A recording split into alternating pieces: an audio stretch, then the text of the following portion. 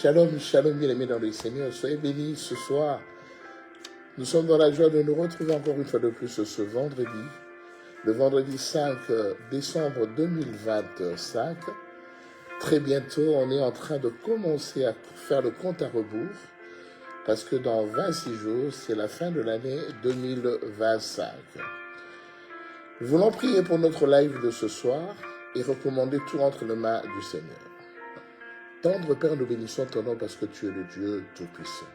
Merci parce que jusque-là, tu nous as gardés, tu nous as protégés, tu nous as secourus dans tout ce que nous accomplissons, Seigneur. Laisse que ta main puissante puisse encore continuer à nous garder, à nous protéger. Que ton esprit soit à l'œuvre en toutes choses, Père, afin que ce moment où nous allons passer ensemble, que cela te soit simplement rétribué. Nous voulons t'abandonner toutes choses. Règne en puissance, en majesté, au nom de Jésus-Christ de Nazareth, nous avons ainsi prié. Amen. Amen, amen, bien-aimés dans le Seigneur. Le Seigneur nous a donné un petit passage que tous connaissons. Je crois que tout le monde de nous a l'habitude de prononcer, a déjà prononcé ça plusieurs fois dans ses prières, dans ses échanges, et voilà. Et ce petit passage se trouve dans le livre de Romains, chapitre 6, le chapitre 26. Non, Romains chapitre 6, le verset 23. Romains chapitre 6, le verset 23.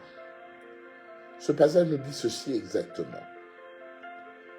Car le salaire du péché, c'est la mort. Mais le don gratuit de Dieu, c'est la vie éternelle en Jésus-Christ notre Seigneur.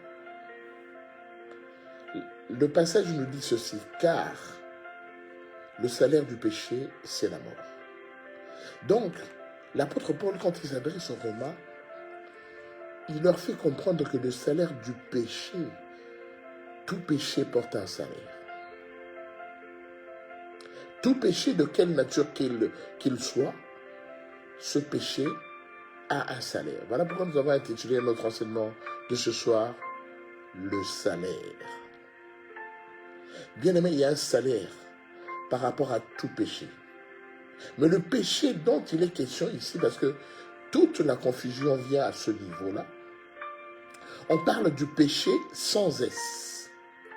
Le péché sans S. On ne parle pas des péchés, mais on nous parle du péché.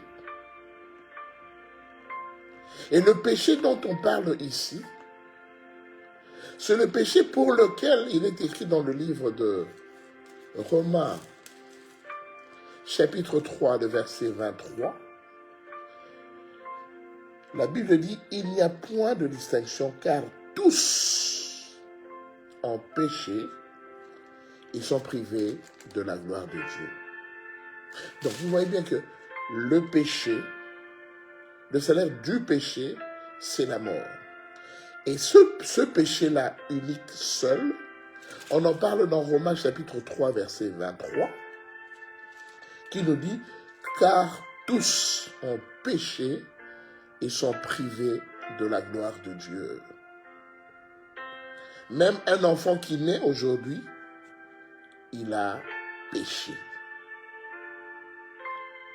Moi qui suis né en dehors de ce qui s'était fait avant moi, je suis déjà pécheur. Bien aimé, la confusion vient à ce niveau-là. Parce que c'est vrai que tous les péchés que je commets, tous ces péchés-là, me sont imputés en justice. Mais ici, l'apôtre Paul dit aux Romains, si aujourd'hui vous êtes bloqué, vous n'avancez pas, vous n'évoluez pas, parce que le péché dont il est ici, question ici, c'est le péché originel. C'est le péché que Adam et Ève ont commis dans le jardin d'Éden parce qu'ils avaient tout. Dieu leur a tout donné. Il a même donné à Adam le pouvoir de nommer tous les animaux du jardin d'Éden. Dieu a donné à Adam plein pouvoir pour vivre et exécuter sa volonté dans le jardin d'Éden. Mais quand l'ennemi est venu les séduire, c'est par là que Adam a péché derrière sa femme Ève qui lui a présenté l'interdit. Dieu leur avait dit de faire tout ce qu'ils voulaient dans le jardin, mais de ne pas toucher à l'arbre qui était au milieu du jardin, car celui qui touchera à cet arbre-là mourra. Mais quand Dieu leur a dit mourra, il n'a pas parlé de mort physique, il a parlé de mort spirituelle. Vous avez bien aimé dans le Seigneur, si vous êtes mort spirituellement, vous ne comptez plus. Vous avez un corps charnel, un corps qui aboie, qui parle, qui crie, qui mange, mais du moment que l'esprit n'existe pas, vous n'avez plus tellement d'importance. Parce que l'esprit, c'est la base de Dieu. Parce que ce Dieu que nous prions, il est un esprit. Jésus-Christ de Nazareth actuellement est un esprit. Mais cet esprit est tellement puissant et que nous avons tout le temps besoin de lui pour vivre. Donc la Bible dit, en réalité dans l'homme, c'est l'esprit, c'est le souffle du Tout-Puissant. Parce que la Bible dit, Dieu créa l'homme. Il souffla dans ses narines un souffle de vie et l'homme devint un être vivifiant. Bien-aimé, l'Esprit de Dieu. L'Esprit de Dieu, c'est ça qui est important. C'est ça qui caractérise un homme, une femme, un être humain. Vous savez, en médecine, quand quelqu'un n'a plus son esprit, et que quand quelqu'un est arrivé à la fin de sa vie et que la personne demeure sans esprit parce qu'il y a une maladie, ou bien il est dans le coma, ou bien il a subi une maladie qui lui a enlevé toutes les capacités de réflexion, les capacités intellectuelles, souvent le personnel hospitalier, médical, infirmier, ils disent que ils qualifient cette personne-là de légume. On dit qu'il est devenu un légume. C'est-à-dire que quelqu'un dénué d'esprit, quelqu'un qui ne sait plus réfléchir. Parce que l'esprit n'est pas là. Alors, revenons à notre texte. Ils ont tous péché. Un bébé qui naît aujourd'hui a péché. Il n'a pas voulu le pécher, mais il a péché parce qu'il est né avec ce manque-là. Alors, pour bien comprendre ce péché-là originel, et connaître pourquoi l'apôtre Paul en parle ici aux Romains, on est à l'épître de Romains, nous allons remonter verset 21 jusqu'au verset 24. Romains chapitre 3, 21-24. Mais maintenant, sans la loi est manifestée la justice de Dieu à laquelle rend témoignage la loi et les prophètes. Bien-aimés, nous vivons selon l'enseignement des apôtres et les prophètes. C'est ce que nous disons. Mais il se fait que l'enseignement des apôtres et les prophètes a fait en sorte qu'il y a eu un monsieur Jean-Baptiste qui est venu. Et Jésus a dit qu'en fait, Jean-Baptiste était plus grand que tous les prophètes qui sont passés. Donc, les Moïse, les Michée, les Jérémie, les Naoum, les Habakkuk, tous ces personnels-là, tous ces prophètes-là, Jean-Baptiste était plus grand que lui. Mais la Bible dit actuellement que celui qui est plus grand dans le monde du Seigneur aujourd'hui, il est plus grand que Jean-Baptiste. Donc, si moi et toi, nous sommes plus grands que Jean-Baptiste, cela veut dire que nous sommes plus grands que l'enseignement des prophètes et l'enseignement de la loi et les prophètes. Et ici, il est dit que à laquelle on rend témoignage la loi et les prophètes, justice de Dieu par la foi en Jésus-Christ pour tous ceux qui croient. Verset 23. Il n'y a point de distinction, car tous ont péché, tous, sans épargner personne, tous ont péché et sont privés de la gloire de Dieu. Verset 24. Et ils sont gratuitement, c'est le terme qui m'est intéressant, ils sont gratuitement justifié par sa grâce et par le moyen de la rédemption. Bien-aimé, je suis venu avec le péché sans S, le péché d'Adam et Ève. Et donc, à partir de ce péché-là, donc je suis maintenant quoi? Eh bien, je suis privé de la gloire de Dieu. Mais la Bible nous continue en disant, mais je suis gratuitement justifié par la grâce. Bien-aimé, quand le Seigneur, quand tu reçois Jésus-Christ en tant que Seigneur et Sauveur, il te donne le salut et tu es justifié. Et ce Jésus-là, quand je l'ai reçu, il m'a justifié, il m'a donné le salut. La Bible continue en disant que, comment il me l'a donné? Par le moyen de la rédemption. Bien aimé, la rédemption, c'est quoi? C'est comme si tu avais un esclave. Et que maintenant, tu avais quelqu'un qui était esclave. Et Jésus est venu, en fait, il a fait quoi? Il a payé un prix pour que cet esclave-là, que toi tu étais, que nous puissions être libres. Donc Jésus part au travers de la rédemption. Il s'est sacrifié, il a donné son corps, il a donné sa vie, il a donné son sang, il a payé une rançon pour que moi et toi, nous soyons aujourd'hui libres. C'est pourquoi l'apôtre Paul lui dit, tous ont péché, sont privés de la gloire de Dieu, mais par la grâce, par le moyen de la rédemption, Jésus a permis que je sois libre. Donc, quand on dit que dans le livre de Romains chapitre 6, verset 23, que le salaire du péché, c'est la mort. Bien aimé, le péché, c'est le péché originel. Et ce péché, en fait, aussi longtemps que je ne sais pas, parce que le problème c'est quoi? C'est que nous sommes ignorants. Beaucoup parmi nous ne savent plus qu'ils sont déjà justifiés parce que Jésus s'est donné corps, âme et esprit pour qu'ils soient libres. Or, les chrétiens d'aujourd'hui, ils continuent à vivre comme si ils étaient toujours condamnés. Or, la Bible dit que le salaire du péché, c'était la mort. Mais aussi longtemps que j'ai été justifié par la rédemption du Seigneur Jésus, je suis libre. Je suis libre. Et j'insiste sur le fait que c'est le péché originel. Ce n'est pas tous les péchés que je commets. Parce que tous les péchés que je commets, moi-même, je suis conscient d'avoir commis ce péché. Moi-même, je fais la repentance. Moi-même, j'essaie de réparer ces péchés d'une façon ou d'une autre. Mais le péché dont il est question ici, c'est le péché que Adam et Ève ont commis en brûlant la loi, en étouffant la loi, en étouffant en fait les ordonnances que Dieu leur a données dans le jardin d'Éden. Et c'est ainsi que ce péché-là nous a tous suivis. Mais quand le Christ est venu, il s'est sacrifié sur la croix par le moyen de la rédemption pour que moi je sois débarrassé de ce péché-là.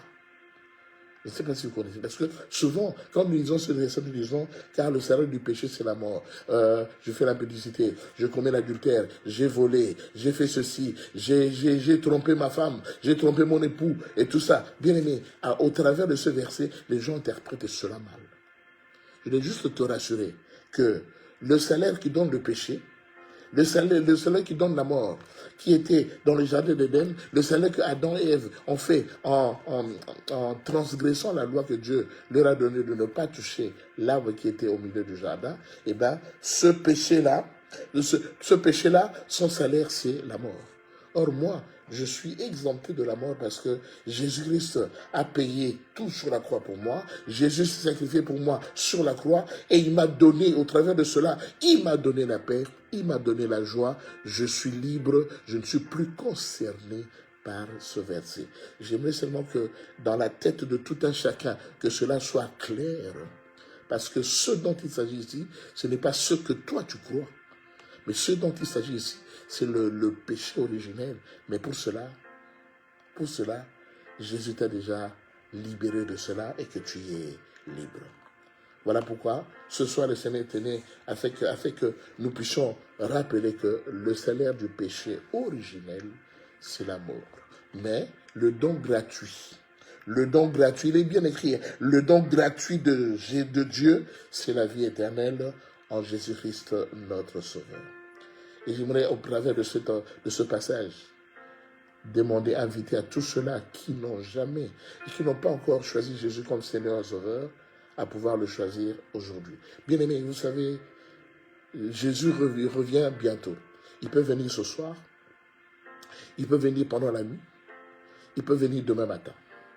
Alors, si tu n'as pas encore reçu Jésus comme Seigneur et Sauveur, je vais faire une prière, tu n'as qu'à suivre ce que je dis, pour que vraiment cela soit ancré, soit scellé.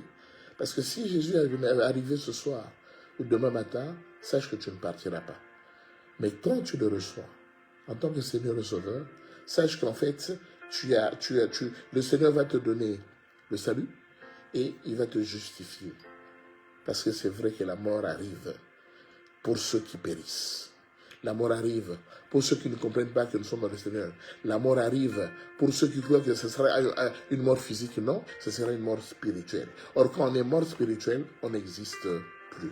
Là où tu es, mets seulement ta main sur ton cœur et je vais prier pour toi. Tu répètes juste après moi. Éternel Dieu de paix, Dieu de puissance, nous bénissons ton nom parce que tu es ce Dieu puissant. Merci toi qui nous as encore rappelé que le salaire du péché, c'est la mort.